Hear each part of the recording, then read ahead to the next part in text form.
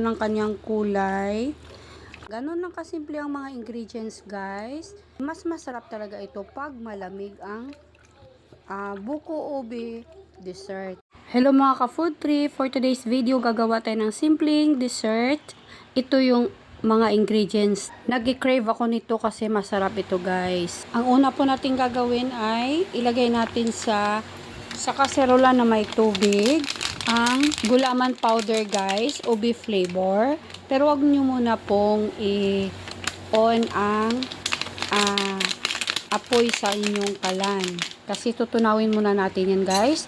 And then, i-follow nyo na lang ang instruction kung ilang cups ang kailangan nyo. Sa akin, binawasan ko yung water kasi gusto ko firm ang ating gulaman. Ube flavor yan guys. Ayan, i-on na natin ang ating gas kasi natunaw na lahat. Hindi siya pwedeng i-on mo agad kasi magbuo-buo yan. And then ito guys, luto na ito. Ayan, nakita nyo may bumuo na dyan sa aking spatula. Isali na po natin at palamigin. Ayan, ubing-ubi ang amoy niyan guys. Mamili lang kayo sa supermarket kung anong type yung brand ng gulaman. Ayan, palamigin natin yan guys. Pag lumamig na yan guys, pwede na nating i-slice. At after nang lumamig, ayan guys, slice na natin pa cubes. Ayan. Yung iba naman yan guys, hinahalo sa mga palamig, pa strips naman ang hiwa. Ito since gagawa tayo ng parang buko pandan, pero hindi siya buko pandan since ang gagamitin natin ay ube flavor, so magiging buko ube siya. Ayan, yan na yung mga nagawa kong cubes guys, at isali na natin sa isang lagayan at ihalo na natin ang iba pang ingredients sa isang bowl. Ayan, ang ganda ng kulay guys, violet na violet. Ayan, try nyo to guys, masarap siya para maiba naman dahil masarap naman din ang buko pandan, pero gusto ko tong ube din. At kung meron din pala kayong guys, ube halaya, pwede nyo haluan ng konting ube halaya. Ayan, nilagay na natin ang ating buko strips, yung pang salad. Medyo hindi lang ganun kadami ang buko ko guys, pero carry na yan. Ayan, halo-halo nyo po at imikos-mikos. Ang ganda ng kanyang kulay.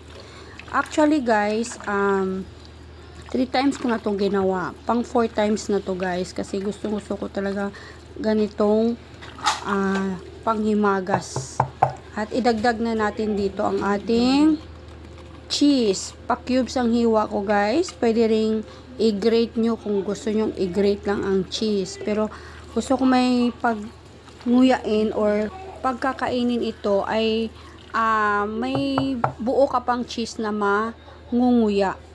At dagdagan na natin ng all-purpose cream. Then maglagay din tayo ng syempre condensed milk. Ganun lang kasimple ang mga ingredients guys. At ihalo mo lang yan. Pwede mo nang ilagay sa ref for kahit mga 2 hours na bago kainin, bago i-serve. Kasi mas masarap talaga ito pag malamig ang buko ube dessert with cheese. And guys pwedeng talagang may cheese kasi mas masarap kumain kung medyo may alat-alat na naghalo dyan sa tamis at creamy na salad. Ayun, ilagay ko na sa lagayan at mag-sample lang tayo guys ng presentation. Lalagyan natin ng cherry. Kunwari lang yan guys, pero optional lang yan. Please subscribe to my channel guys para marami pa tayong video na i-share, and hit the notification bell para updated kayo sa ating mga bagong video na i-upload. This is Vans Food Trip. Thank you for watching guys.